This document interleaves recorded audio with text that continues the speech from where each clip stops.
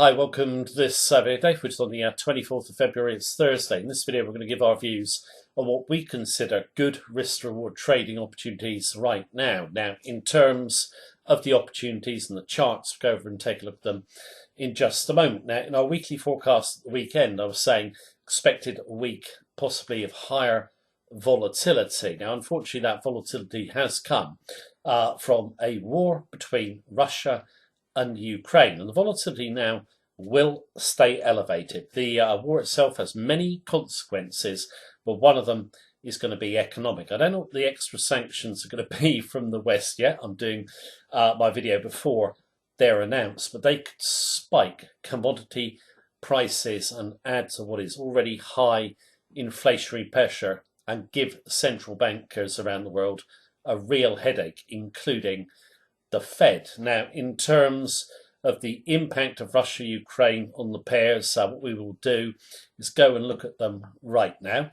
Just before we go over and take a look at the charts, so please just keep in mind, it is my view as of right now. It can, of course, change in line with market action and conditions. If you want all our trading techniques, you want to learn our strategy, and check out our daily technical sentiment analysis of 14 FX pairs, all you need to do is go to the link beneath this video and you get live access to our member centre. You can also follow us on Facebook, join our Facebook group of traders and check out our recommended regulated ECN broker. I'm doing some updates in our member centre, so I'm going to use the charts from there. So let's go and take a look at them. Right, Euro USD first. Now, in terms of anyone new watching our videos, we always have a bias from sentiment first, so we decide which way we want to go, and that'll keep our technicals very, very simple. We just want big levels where we think there's going to be big order flow around. Now, in terms of Euro USD, we had that big spike up, and then we came off. Saying in the weekend forecast, we did not think the rally, which was based upon the ECB hiking rates 4 times, was highly probable. We just didn't think they would do it. I think the invasion of Ukraine, there's the red, kind of finishes that off. They won't be withdrawing stimulus. Eurozone is about to take a big hit with energy. 40% of their energy imports come from Russia. That's going to spike inflation across the zone, hit economic growth. The ECB are going to have to maintain stimulus to help the poorer nations. Now, this red candle here, I thought it would be bigger. I thought it would be near enough by 110. But it's an okay red, okay? Now, it has changed since this morning. I'm just going to give you an idea of how you could play this trade, but I need to show you the up-to-date chart. We have exhausted back from the low. My own view is, and we took 50% of our trade off earlier today, and it was decent profit, so we banked some. I'm coming through these candles here, 111, let's say 35. Okay, that's if we go lower, and you can just pop the stop back clear of 112. You could drop it back behind my first level resistance here, so back behind 112.30. Okay, if we get up to there, you can sell off that level on weakness or this second level. The euro's being resilient by coming off its lows. We'll see what happens with sanctions. I think it won't happen, in my view, that they'll be thrown, or Russia will be thrown out the SWIFT system. Okay, Germany's totally opposed to that. There's a lot of people want it. I don't think they'll get that. But the sanctions will be severe, and you are going to see retaliation from Russia. Eurozone just so heavily exposed. You can see what's happening today with gas prices. UK natural gas, Eurozone gas is up, I think, a shade more. That's only in a few days, plus 40%. And gas prices could go even higher. Crude, big rally today as well. Commodities everywhere are going up in price. Inflationary pressure is high. ECB are stuck now without being able to raise rates and have to continue with stimulus. So I think, sure, the euro can rally, but the big trend is down. Sorry, I need to go to my daily chart here. I think we should get to 110 and then longer term get down to 105. So still plenty of downside potential. So the rally's failed. Now you got the Ukraine-Russia effect coming in. Yeah, we can bounce, but I think longer term we're going down. Now, in the weekly forecast at the weekend, yeah, we looked at those euro proxies, which have done really well. We'll come to those in a moment. Some pairs we didn't do so well in over the last few days. I want to go to my next pair, which is going to be USD CAD. Right, we're on USD CAD, and you can see very scrappy price action, which we're referring to at the weekend. But yeah, majority thinking the USD would go down and pointing to strong oil prices holding the CAD up. We were saying that, you know, if you do get a spike in oil prices due to a military conflict, the USD would go up. And the USD's moved up a little bit. I'll just show you oil, and I'll go to what CAD's doing right now. There goes oil and back down. I did a video where I was saying, yes, sell it on a break of this 20-day moving average. It didn't happen. Okay. Very volatile. I think crude could spike again. Okay. Sorry, I need to go to USD CAD, don't I? USD CAD.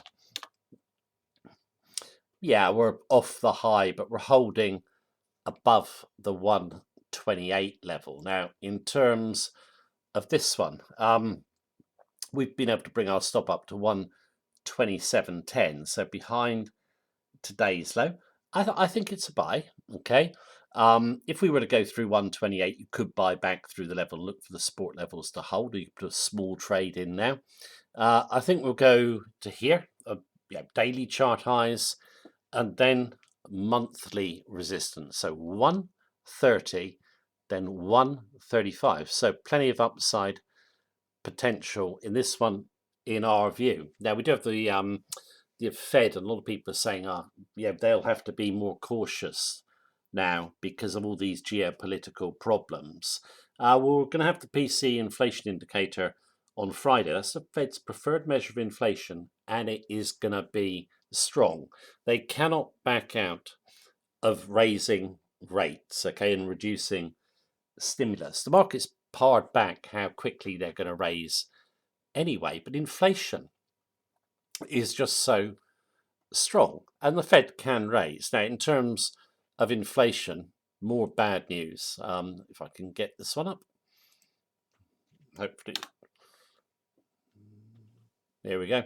Edible oil prices soared this week. Okay, that's really bad news. The highest level since 2008. Here's soybean futures. This is from Zero Hedge. Look at wheat. That's Russia's big exporter of wheat, for example. Just commodities. Yeah, just inflationary pressure is not going to ease. The Fed are not, in our view, going to do anything other than raise rates. So it raised by 0.5% in March, in my view, but 0.25% is on the cards. Okay, so yeah, it's all pretty gloomy at the moment, isn't it? So yeah, but my view is we can come in, stop behind here, then look for 113 up here, and then 135, which is towards the top of my page. Before I do some more USD pairs, I'll look at the cross. On Euro JPY, there's the big rally of the euro on the ECB. Speculators heavily long, and then prices come down. I took half off this morning, and I thought, actually, yeah, I'll probably miss a bit because I put it back in through the lows, okay? But that hasn't happened. I just want to show you the chart of Euro JPY. Look at that for tail exhaustion, okay? It's not too far from our stop. Yeah, it's at 129.40. So yeah, nice. Well, not a nice tail for us, but a nice tail. This is a simple one. If we were to be stopped out on our second trade, we would basically sell back through 128.80 through the round number here, and then the stop would go back behind the 130 level. So just pop it behind there. So 130.35, something like that. I think this rally will fade. There's a lot of speculators who are short. Long of the euro, short of the yen, but a little bit disappointing to see that tail. That's why, yeah, if you've got a decent profit, always say bank half. Okay, now let's have a look at some USD pairs, then we'll finish off with some crosses. there that has been our favourite since mid-January in the weekly forecast. It's USD CZK, US dollar against the Czech krona. We felt the Czech krona was just so overbought when you saw the USD tumble there. You did get decent rallies, a decent profit, stopped out, then it ran onto the downside. We took it again, okay profit, and then again it's a really good profit now. Saying at the weekend, if you want to look at currencies really exposed to Ukraine, Russia, then it's the Eastern Europeans, isn't it? They do a lot of trade with both Ukraine and Russia, and that's been reflected in the move to the upside. Now we have come off the highs a bit. Let's have a look. USD CZK. See, we've exhausted back a bit. If we go through 22.20, I just buy back through the level. So through here, I then see if she runs. If we're stopped out, we'll definitely have a go at getting back in. Okay, we had to bring our stop up, but just so bullish of the USD. And you see where I'm looking for. I'm looking for 23.50, which is right up here where my cursor is. You can see it on the monthly chart. Let's have a look. There's the monthly chart, and there's where we're targeting, just up here. But we could go to even to 24. Czech krona overbought anyway before Ukraine, Russia tensions. And they're going to weigh on it, basically. So too with the Polish zloty. Polish zloty, big candle to the upside. I had the target at 430. I've now made that open target. I think we can exceed it. What are we doing tonight? USD PLN. See, we're near monthly highs. 1 day. So we have come back a bit. I'd go through here. So basically through the highs. So 420. Okay. Poland, obviously, really exposed to Ukraine, or right next to it. What's the last of the Eastern Europeans? That's the USD Huff. And this one, I felt, before the Ukraine-Russia tensions, you got Orbán in charge in Hungary. He's a bit of a maverick, isn't he? He's very friendly with Vladimir Putin. He's giving the EU a hard time, saying Hungary might leave. But obviously, again, Russia-Ukraine tensions come in and spike her really to the upside. Let's have a quick look at USD Huff.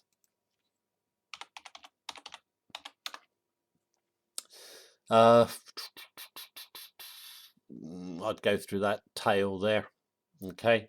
Or if we come back, to 328, this zone here, you could buy off the level, or if we go through, buy back through the level, stop behind 324. So the Eastern Europeans, big winners for us. What else have we got in terms of USD pairs? USD MXN, I think I said it in the video at the weekend, this has been a real dog for us. It's just been, not doing as we thought it would. We had a few losses in it, but nice blue today. The emerging markets, traditionally, they're normally very volatile against, cuts in stimulus, interest rate hikes, and so forth, and geopolitical concerns. But recently, the dollar has done better on other currencies, but it's doing well this morning. Let's have a look. I'm going to switch to some crosses in a minute. USD MXN. This come back. This one's a buy, in my view, back through the 2064 level. Then you can put the stop back behind 2040, and then you can see my target, 2140. I'm going to have 2180 as well. I forgot to draw the line in when I was doing my chart. So the USD pairs, CAD is definitely our favourite of the commodity currencies. We're not really looking at the other two. It's the CAD that is the most overbought. And we actually have, I'm not going to show the trades now because they kind of progressed. We bought the AUD against the CAD, that did okay. And also the NZD against the CAD, which did okay. So, right, let's go and look at some crosses. And I want to look at CAD JPY. So we're on CAD JPY. I'll just do a few crosses, then I'll finish up with just a quick chat about the stock market and the big picture, because stock markets, even without Russia, Ukraine, look very, very vulnerable to more selling. But in terms of CAD JPY, I said for the last few weeks, this has been a very frustrating pair. Broke through 90. And I thought, actually, we're going to probably run down today, even though we're off the low. Okay. But what has happened? Just show you. Come back above the level. Our stop is back at 90.60, so back up here. Okay, so I'm hoping that's not going to get hit, but if it is, I'll try selling again. Okay, or if we rally up, rallies above 91 have tended to fail, so I'll try and grab her up there. But this has been very frustrating. Okay, a lot of specs are long of the CAD, but proving very stubborn. Now, let's go to my next pair, which is going to be GBP NZD. This one's been a favourite of ours for a while, since we went above 190. Then we got stopped out, and we ran onto the big 2 level. Okay, this line here could go across there. It's also a monthly support line, but we're holding above it. We got triggered long on the tail, and I'm looking, just to come back through here up to chart highs, and then I put monthly resistance at 2.01, but I actually meant 210. Sorry about that, that's a typo. So this dip, I think, could be a good buying opportunity. Okay, we're not risking too much, as you can see on my levels up here. Now, I think the dog of the week, which has been GBP CAD, this was not behaving as we thought. And we got stopped out this one for a loss. Now, you can see this morning when I go long at 172.30, so bank through this 20-day moving average, the big round number. Okay, I'm looking for 176 and then 180, this longer term. Okay, now what's gone on in GBP CAD? It's coming back, so we'll see if we can get above this level. Okay, so it's exhausting back. Did I look at GPNZD? I don't think anything's really happened in that one. Yeah, GPNZD roughly the same. If we were stopped out, it'd be straight back through the 2 level. So in terms of the pairs, they're the ones that we've been focused on. What makes up for some of the losers or the slow moving ones is those Eastern European currencies. Now let's just have a quick chat about the stock market. Let me just grab the chart. 500, obviously, we're watching stocks. Stock market going down will push the safe haven currencies up, like the dollar and yen, and we're bullish, obviously, of the safe havens. Now, in terms of stock market, after peaking at 4.8, we did have a nice decline. Then the rally declined. Now we've come back today and turned blue with an exhaustion tail, which we've seen in a few pairs, for FX pairs as well. First resistance 4.3. Then we've got bigger resistance at 4.4. A lot of people talk about Russia, Ukraine pushing the US stock market down. That's just one variable. It's what's going on in the US that's important. The Fed are going to be reducing stimulus or getting rid of it, and they will be hiking rates. A lot of people don't believe it. They say they can't let the stock market fall. Yes, they can, and they will. And there's an article on my Facebook page about this. I took it from Zero Hedge. It's really, really good. You should go and read it.